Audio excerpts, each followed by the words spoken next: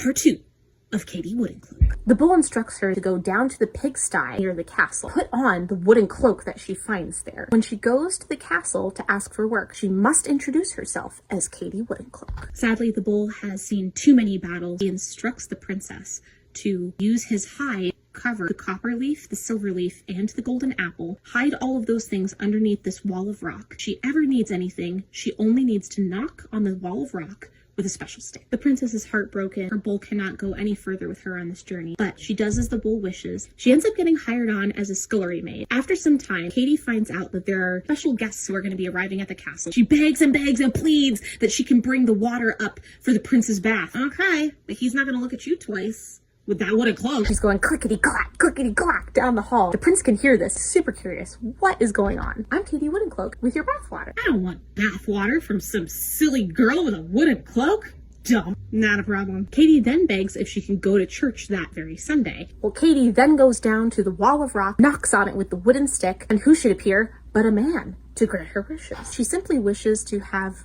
clothing to go to church. She's given a copper kirtle and a horse and a saddle. Katie gets all dressed up and rides off to church. When she arrives, the prince is in awe. She's so beautiful. He asks her who she is and where does she come from. I'm from the land of Bath.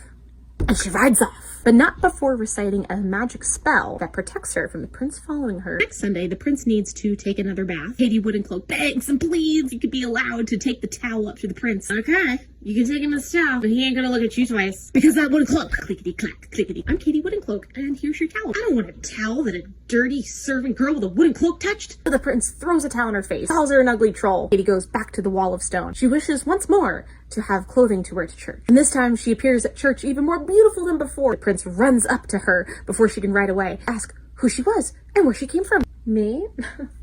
I'm from Towel Land. She rides off.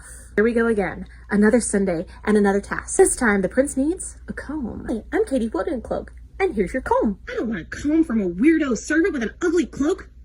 But that ain't no thing for Katie Wooden Cloak. This time, when she wishes for clothing to wear to church, the man grants her wish by giving her the most beautiful dress of all, made of gold, and she's given a noble steed, and a golden saddle, and golden shoes. She rides off to church, and the prince is in awe. In the story, it says that the prince had got a firkin of pitch poured out on the porch that he might come and help her over it. Apparently, it's a small cask, and it's roughly 11 gallons or 41 liters. Moving on, Katie Wooden Cloak runs across the pitch-covered porch. The prince calls out, "Who are you, and where are you from?" "Why, I'm from Combland."